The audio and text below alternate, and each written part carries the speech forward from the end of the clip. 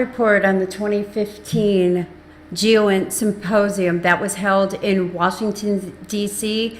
was recently released, and I'd like to bring you some of the highlights of that final report. But before that, I'd like to point out something that I just recently found out. GeoINT, or the United States Geospatial Intelligence Foundation, is a not-for-profit 501c3 corporation.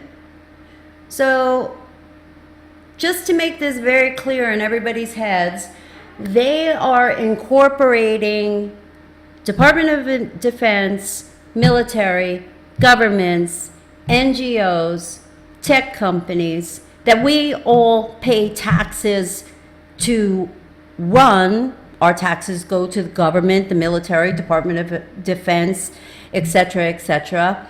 These organizations are now combining under GeoINT that is a tax-exempt organization. I don't know, I just don't know how that works, but that's a fact. So, going back to the GeoINT Symposium, final report.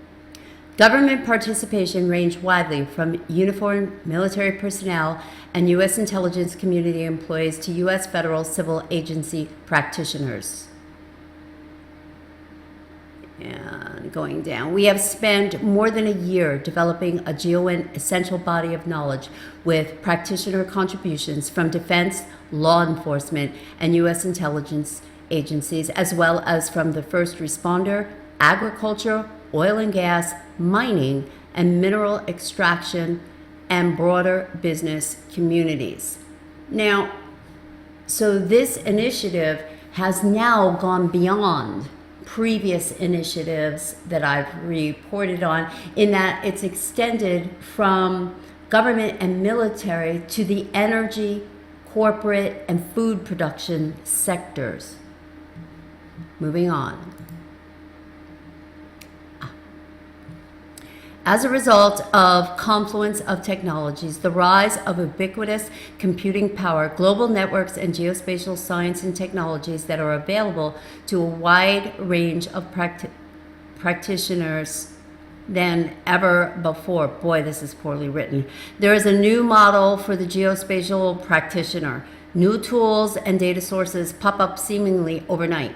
For example, the number of geospatially aware apps on our smartphones is growing at an exponential rate. Nearly every new app leverages underlying infrastructure, maps, and analytic tools needed within the ecosystem. I think it should be required by GeoINT professionals.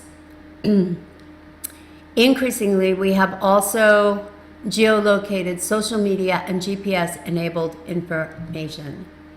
So then, in addition to the massive data collection, they're now acknowledging that we are voluntarily giving them more information to populate the databases that will drive this system.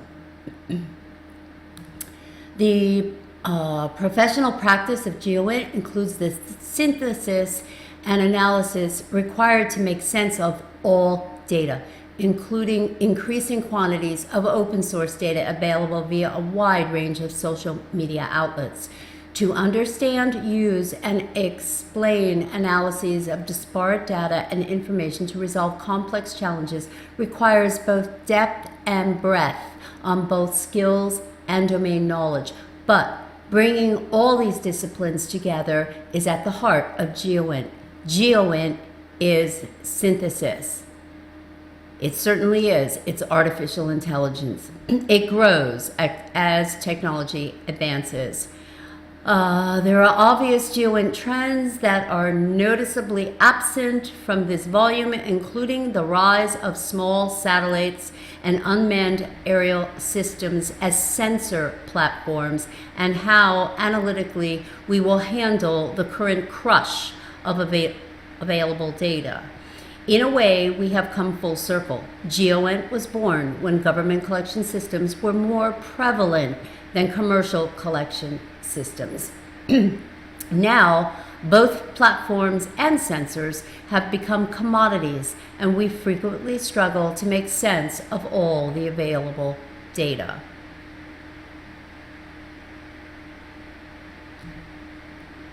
Now, this addresses another aspect of this beast tech that relates to cube satellites for human exploration and operations. These are extremely small, low orbiting satellites. The other entity that is involved in this endeavor is SpaceX and Elon Musk's agenda to launch microsatellites to create a space web of data collectors and transmitters. In November of 2014, he launched 66 of these microsatellites in that month alone. And here's another thing that I highlighted, and I'm going to tell you why. Become a mentor to promising young GeoINTers. Volunteer at STEM events in your area. Keep an eye out for this. In your local newspapers, in your local tech magazines, if they're conducting a STEM seminar or a STEM meeting, go to it, find out what they're talking about, make notes, and make it public. Moving on. Throughout history, timely insight into what one's adversaries may be planning or doing has been considered intelligence and integral to survival. Since the success or failure of an adversary's plans depends upon going undiscovered for a period of time, barriers are erected to keep enemies or other untrusted parties at a distance. Apologize for this document keep disappearing here, but it's the format I downloaded it in. It is estimated roughly 1 hour of video footage, much of it geotagged, is uploaded every second. During that same second, 46,000 Google searches are launched, and they are tracking all of this. In a previous report I did, I outlined how they will geolocate every piece of information to a place or to a human network node on the planet. This is how they will formulate the boundaries and interrelationships of every human node on the edge network. Going on, as worldwide information flow became real-time and ubiquitous print media, including monthly news, magazines and daily newspapers, suffered significant readership and advertising losses. And that's not the only reason they suffered losses, but moving on here. Fully integrating the real-time flow of publicly available and searchable information into the intelligence community's analytical realm ultimately means changing the overall system architecture to perform integrated tasking, ingest, processing, correlation, enrichment, change detection, alerting, and analytics of both classified and unclassified sources. Now, this goes to the mapping of the human domain. But moving in this direction will require a significant mindset shift that recognizes openly available information as holding value equal to traditional classified sources. This goes to the data neutrality aspect of the GeoINT's artificial intelligence case-based reasoning module. And I discussed this as well as sequence neutrality extensively in my report with John B. Wells on Caravan to Midnight, episode 309. The National Geospatial Intelligence Agency has a history and tradition of incorporating openly available, unclassified, and commodity data into its product lines. For decades, it has entered into government to government and government to commercial agreements for unclassified geospatial datasets, including commodity purchases of location data. The NGA led the integration of commercial imagery. Government to corporate collaboration goes to fascism in a global totalitarian state. The NGA is uniquely positioned to lead the intelligence community to seamless integration of open sources for additional reasons. More and more, the billions of images and millions of videos being uploaded to the web are geo-referenced, and a growing number of smartphones and other handheld devices now provide location information. Then there is the NGA's role as the glue that puts other INTs or intelligences into perspective. It is often said that GeoINT is the foundation that provides context for all other intelligence sources. Now, this goes to the contextual data set that I've referenced in other reports regarding the ABI's aspect of the human domain breakdown. Director Clapper of the National Intelligence Agency noted, everything and everyone must be somewhere. This context building role made the NGA the champion for multi-int efforts across the IC or intelligence community, and is still the reason the NGA plays a central role in persistent surveillance, activity-based intelligence, and the intelligence community information technology enterprise transformation. Global data collection is not being curtailed, people. It's being accelerated on every level. The context building role that they are talking about goes to the HTA tools being used to transform human beings into nodes on this global information grid. As far as this network-centric artificial intelligence system is concerned, you will be reduced to the sum total of the data collected on you. And that is the end game in the quest to control more than 7 billion people on the planet, mastering the human domain. Outside the confines and restrictions of heavily guarded SCIFs, and these are sensitive compartmented information / intelligence facilities, right here. The world's real-time information flow has eclipsed anyone's imagination. As intelligence professionals, we must seek knowledge from any source and provide our customers, their customers being military, intelligence agencies, and global governments, must seek knowledge from any source to provide our customers with insightful analysis that incorporates a healthy awareness of our adversaries' denial and deception capabilities in the open source and multi-int environments. To be truly effective, multi-int persistent surveillance and ABI must rely on the real-time flow of all sources of information, including that which is openly available. These driving initiatives and convergence of the heretofore stovepiped IT architecture into the IC-ITE provide the needed push to change our culture and system architecture. Now is the time to fully integrate openly available sources and enable the IC workforce to access the real world. So if it's not clear already, it should be clear now. They're collecting everything. Their customers, as I mentioned before, are the proponents of global government. Their adversaries appear to be the unbridled masses of humanity. Get this. Talk about putting it in your face. Spatial content mined from social media has been an information treasure trove for marketers and observers of social unrest in Northern Africa, the Middle East, and Hong Kong. Geospatial crowdsourcing is the most recent innovation where statistical techniques are used to validate the crowd. Or On another level, this could also be considered gang stalking.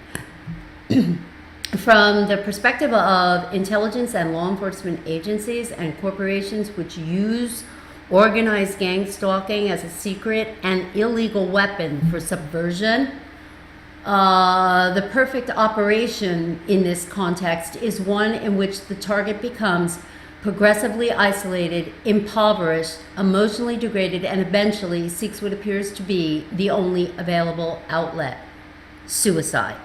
Now, I'm going to get into a couple of patents that I've been reading through that takes this whole concept to another level that, is just, wow, blows the mind.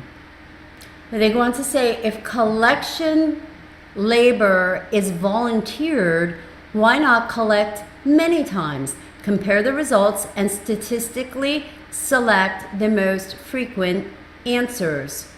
Certainly, with a large enough sample size over every point on the earth, you could expect great data quality, but we're not there yet. Maybe not yet, but they're close. And they're admitting to you that, they are scooping up all of this personal information that we're all voluntarily putting out there on social platforms and other blogosphere types of sites and whatnot. No discussion of the value of social media and crowdsourced data would be complete without acknowledging the risk of geospoofing. Could the crowd intentionally provide bad content in volumes significant enough to be credible? Could a bad actor promulgate bad location through Twitter in significant enough numbers to cause analysts to be misled? It would be naive to dismiss this risk. The current risk is not sufficient to avoid using social media and crowdsourced data, but continued vigilance is strongly encouraged. Now, here's a chink in their armor. Geospoofing is difficult for the average person to be able to do on their own, but if enough free open source developers could create an app for this that could be downloaded to a mobile or a fixed device, then we may be able to mislead their analyses and spoof the data being used in the HTA tool, especially regarding ABI. Now, this next section goes to outline how the U.S. government could launch such a pilot program. And I want you to keep in mind that this is how the U.S. government will be launching JADE 2, and it's right in the final papers of this symposium that just ended on the 25th. Identify a small to mid-sized country where there's enough interest or committed GeoINT resources to warrant a pilot program. Afghanistan, Iraq, or Iran might be good choices. Well, the Southwest U.S. is where the Jade Helm exercise is going to be conducted, and that area certainly fits this bill. Complete a country-level vector and imagery database with the most accurate and current data available. The decisions here should not be onerous, as omissions can be recovered in the maintenance process. There are sufficient standards and GIS technology in place to get started. Okay, now this is absolutely true of the U.S., probably even more so than the Middle Eastern countries mentioned above. Dedicated team of maintainers with 20 to 30 initially, dropping down to 5 or 10 in a year. Include developers on a team and adopt agile methods to rapidly update processes. Also include a social media mining expert. Organize in an operations center environment. The team needs to be fixated on maintaining the most current and comprehensive operational picture possible. In my analysis, this is why Colorado was opted out of participation in the Jade Helm 15 exercises. I know a lot of people are reporting that the state opted out. However, I found a press release, I believe on the Army.mil website, that it was the military that opted out, stating that they did not have the manpower to allocate to this operation. Moving on. Set a requirement that changes will be incorporated into the database 24 hours after a new source is received. At a minimum, include every image, every mission-specific database, every modernized integrated database update, and every OSM update. Use change detection techniques to target areas for tasking in the broadest sense, including new imagery, perhaps targeted crowdsourcing through a commercial provider, or social media mining. Develop internal community sourcing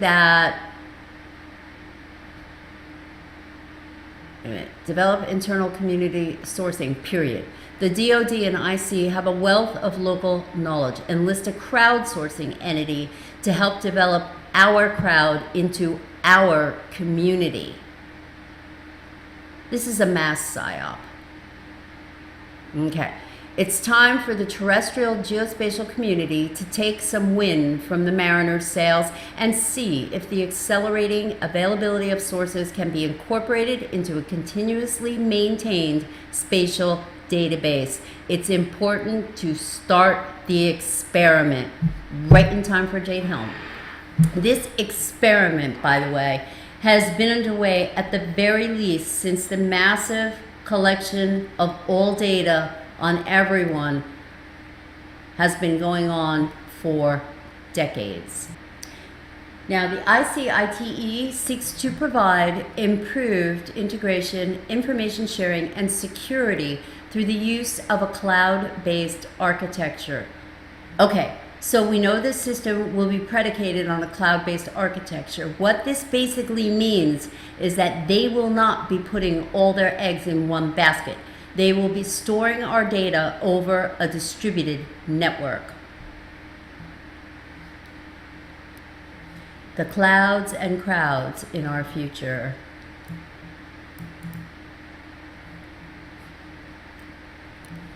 Water supplies in one region can affect hunger in entire countries and security across an entire continent. Interconnectivity is not just a digital or technological concept. The people of this planet are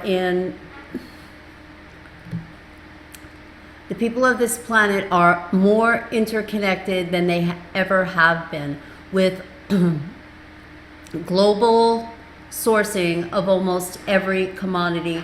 People will become motivated by the widespread influence of seemingly local issues played out on the other side of the world. It will be these transcendent issues that unite us, our education that guides us, like Common Core, and the evolution of the technology that fuels us, like a global AI system. Now, I'd like to stop here and comment that I see this going to global command and control of resources on the planet. Look at California. They're projected to run out of water in 8 months. They saw this coming for the past 3 years and still haven't come up with a solution. Look at Lazard, a corporation who attended the Bilderberg meeting earlier this month. They have a new concept called New Levelized Costs of Energy Analysis, which I'm going to be releasing a report on very shortly here. This points to globalized energy and resource management using smart grids and these smart meters that are plugged into them to cut off or choke off or ration energy at any given time for any given reason. Now, here's one of the biggest, this next statement here is one of the biggest propaganda statements on this technology I have ever heard to date yet.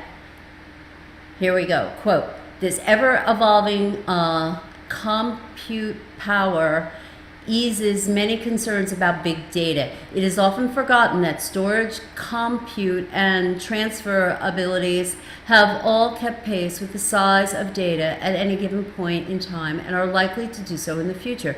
The ability exists to store vast quantities of data, process them in an efficient manner, recall them when necessary, and move them quickly from place to place.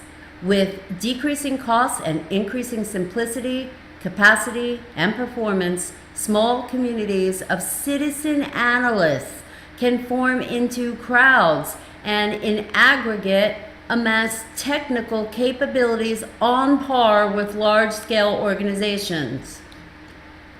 Furthermore, crowds are only bound by law and their own moralities. Such crowds can be more agile, respond to change, and even grow, form, or split or disband as needed. Really? This statement flies in the face of the TPP and of net neutrality.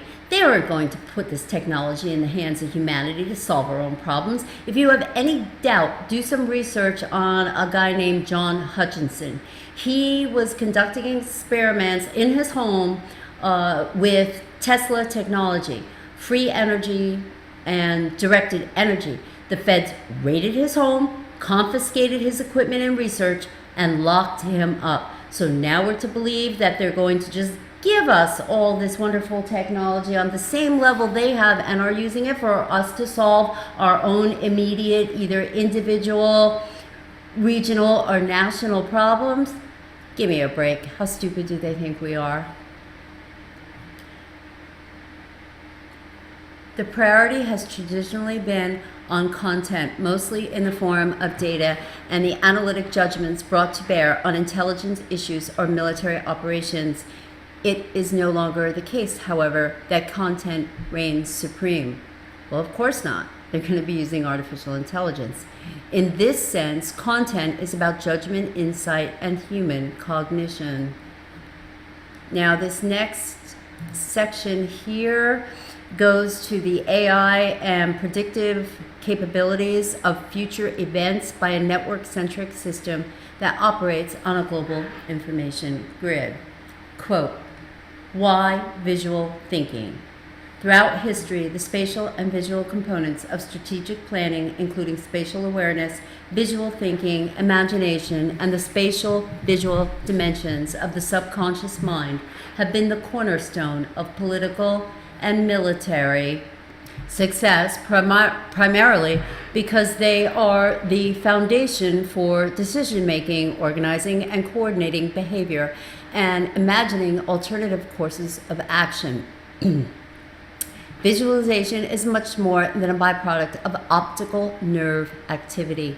It is the sine qua non of imagination, foresight, creative thought, pattern matching, intuition, diagnostics, simulation, analyses, and the cognitive process central to the intelligence analytics and the emergence of wisdom from corporate knowledge management activities. Cognitively, the visual pathway associated with the cerebral and visual cortices is the seat of mental prowess, the brain's high bandwidth process for integrating all sources of sensory information, memory, and imagination. Again, I'm going to be releasing a report on some very important patents that I've been researching in line with this whole neural net. Moving on. Since the days of Ptolemy, moreover, the synergistic effects of spatial awareness and visual thinking have formed the core of the mind's eye for correlating disparate pieces of information to simulate present and future realities. It is this combination that gives rise to the predictive analysis, the ability to anticipate behavior and make proactive decisions. Problem solving, creativity, and thinking through different courses of action arise from cognitive subsystems that tap into spatial reasoning and the mental mapping facilitated through the visual cortex. This is a, oh man, this has got to be a typo.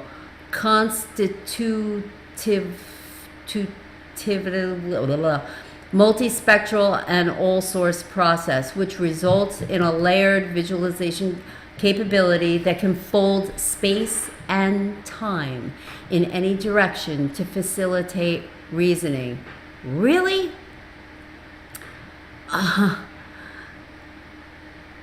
This is quantum mechanics, quantum physics, quantum computing. Now, folding space and time, isn't this what CERN has been playing with? This is why I believe that they will be using quantum computing. This is why I believe that they're not going to be running GeoINT on conventional hardware. As I discussed in my report with John B. in episode 309 of Caravan to Midnight, the massive amounts of data to be run against millions of algorithms, producing billions of potential scenarios, which will have to run through yet more algorithms to yield a reduced set of scenarios, and on and on and on, is incomprehensible with the computing technology available to the masses today. Today, we have the luxury of being ensconced in data. Data is everywhere, and it engulfs us. It's geotagged, so it can be mapped, and the visualization possibilities are prolific. Yet within this data ubiquity, how can and should social responsibility be considered? This was alluded to, and get this, this is very, very important, okay, people? The Dallas County prosecutor considered pressing criminal charges against the now deceased Thomas Eric Duncan in consideration of whether he intentionally and knowingly exposed the public to the Ebola virus. The question we might ask is whether geodata could be used to prevent the spread of contagious diseases by identifying key signs in infected individuals and forcing containment. He goes on to say, technically it could. Take Fitbit. For those of you who don't know what that is, it's a wearable device that monitors your heart rate, your calories, things like that. These wearable devices track daily activity, calories burned, sleep patterns, and weight, then upload the information wirelessly so progress can be tracked on mobile and online dashboards. Already seen in bracelet form, it is feasible such tracking could be embedded in watches and, get this, wedding rings. The opportunity is there to give away or even sell an individual's spatial health information. Whatever happened to HIPAA? A conceptually notable undertaking might be for authorities to use this information to prevent the spread of disease, yet human repercussions of such implementation could be massive. Yeah, you think? Okay.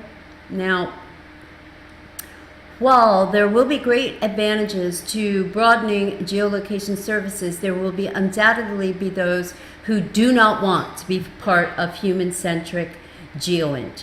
When everyone is connected, conspicuous holes in the data may draw more attention than the elements that fit in. Now, what they're saying here is the holes they're referring to are those human network nodes lacking information that should be there but isn't. Now, this next section I'm going to read to you goes to the would-be developers of apps for geospoofing.